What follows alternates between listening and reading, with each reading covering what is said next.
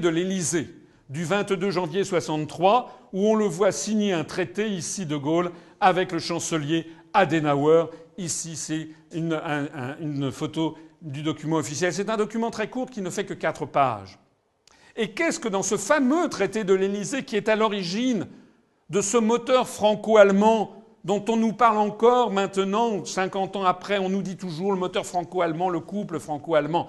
Qu'est-ce que De Gaulle avait voulu faire? Il avait voulu faire une Europe sous influence française et qui se dégagerait des États-Unis d'Amérique. Donc, dans ce traité, le traité de l'Élysée du 22 janvier 63, si vous le prenez, vous le trouverez le texte sur Internet, il n'y a à aucun moment question des États-Unis d'Amérique. Jamais.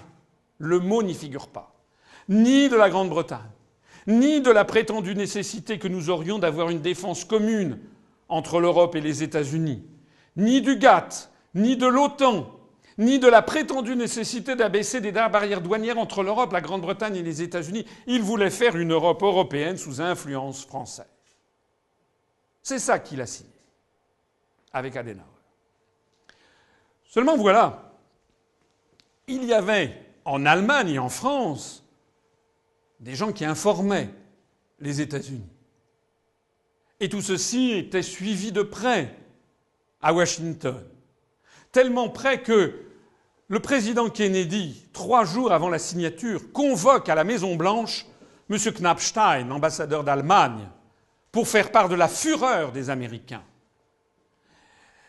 Le président Kennedy était visiblement de mauvaise humeur. C'est le dépêche de M. Knappstein, ambassadeur de la République fédérale d'Allemagne aux États-Unis, adressé au ministre allemand des Affaires étrangères, à l'époque Gerhard Schröder. C'est pas le même que celui qu'on a connu récemment, qui était chancelier. C'était un autre. C'est un homonyme. Le 19 janvier 63. Vous savez d'ailleurs que Kennedy sera assassiné le 22 novembre de la même année.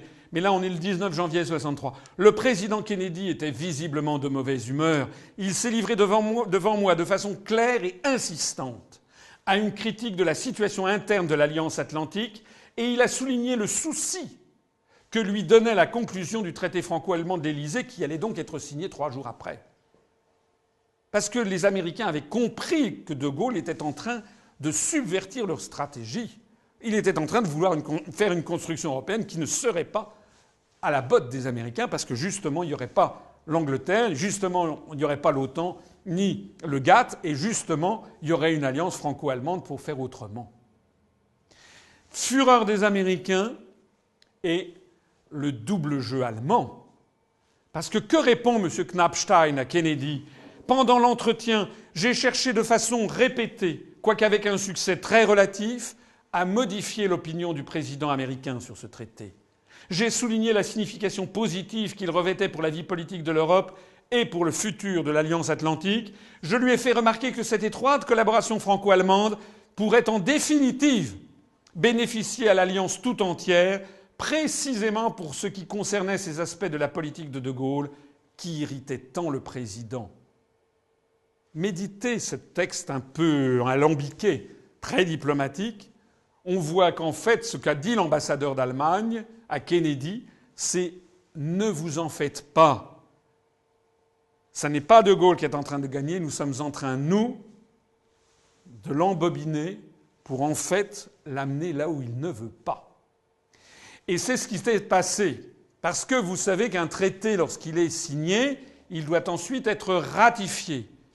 Et donc le moment est venu de la ratification le 15 juin 1963 par le Bundestag.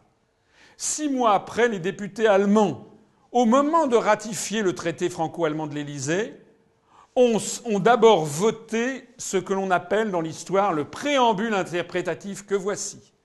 Manifestant la volonté de diriger l'application de ce traité vers les principaux buts que la République fédérale d'Allemagne poursuit depuis des années en union avec ses autres alliés qui déterminent sa politique, à savoir le maintien et le renforcement de l'Alliance des peuples libres, en particulier une étroite association entre l'Europe et les États-Unis d'Amérique, la défense commune dans le cadre de l'Alliance de l'Atlantique Nord, de l'OTAN, et l'intégration des forces armées des États membres du pacte, l'unification de l'Europe selon la voie tracée par la création des communautés européennes en y admettant la Grande-Bretagne, l'abaissement des barrières douanières par des négociations entre la communauté économique européenne, la Grande-Bretagne et les États-Unis d'Amérique, ainsi que d'autres États dans le cadre du GATT, Et donc, conscient qu'une coopération franco-allemande conduite selon ses buts, tout ça, sera bénéfique pour tous les peuples, alors le Bundestag ratifie la loi suivante, c'est-à-dire le traité.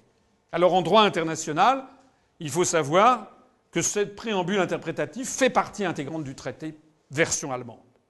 Mais comme vous le voyez bien, le Bundestag a donc ajouté au traité tout ce que De Gaulle, justement, avait voulu éviter.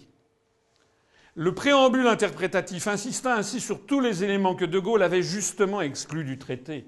La subordination de la construction européenne à l'intégration militaire atlantique, la coopération avec les États-Unis et la Grande-Bretagne. En votant ce document, le Bundestag vida donc de substance, 6 mois après sa signature, la philosophie du traité de l'Élysée lui-même, se comporta comme un vassal de Washington et ruina toute possibilité de bâtir une Europe européenne. L'objectif stratégique que poursuivait De Gaulle avec le traité franco-allemand de l'Élysée fut donc anéanti 6 mois après sa signature.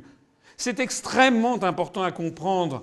C'est que depuis 1963, on vit sur un mythe en France. Le mythe du couple franco-allemand. Ça, c'est ce que croit le grand public. Mais c'est comme si je disais, moi, que, par exemple, je suis marié avec Monica Bellucci, si vous voulez. Et non, je ne suis pas marié avec Monica Bellucci. Monica Bellucci sait qu'elle n'est pas mariée avec moi. Donc on dit aux Français que nous formons le couple franco-allemand, mais les Allemands ne le reconnaissent pas ainsi. Pour les Allemands, eux, ce qui est important, c'est tout à fait autre chose. On va le voir tout de suite. D'ailleurs, De Gaulle en tirait la conséquence. Il a dit à Perfit « Les Allemands avaient été mon grand espoir. Ils sont mon grand désappointement. » Alors, qu'est-ce qui s'est passé ? Il s'est passé que les Allemands ont toujours préféré les États-Unis à la France. Et là, je vous parle d'un événement de 1963. Vous allez dire c'est vieux, mais non. En 2004, il y a 8 ans, le chancelier Schröder s'est rendu aux États-Unis. Il a été reçu par le président américain le 27 février 2004 et ils ont tous les deux signé un document dont on ne parle pas non plus aux Français, jamais, qui est das Deutsch-Amerikanische Bündnis für das 21. Jahrhundert, qui veut dire l'alliance germano-américaine pour le XXIe siècle, une alliance stratégique. Pour l'Allemagne, l'alliance stratégique numéro 1 qui passe avant toute autre chose, c'est pas du tout l'Europe, c'est l'alliance germano-américaine. Et dans ce texte, il est écrit quoi ? Nous renforçons notre attachement à l'écart de l'OTAN comme point d'ancrage de notre défense commune et comme forum incontournable des consultations transatlantiques. Nous soutenons le processus en cours d'intégration européenne et soulignons qu'il est important que l'Europe et l'Amérique travaillent ensemble comme partenaires au sein d'une communauté de valeurs. Nous saluons l'élargissement historique aussi bien de l'OTAN que de l'Union européenne. En réalité, l'Allemagne est l'agent d'influence numéro 1 des États-Unis en Europe. Dans le cadre de ce qui se préfigure, dont j'ai déjà parlé tout à l'heure et sur lequel je reviendrai, qui est ce grand marché transatlantique, qui sera le nouvel étage de la fusée qui a vocation à mettre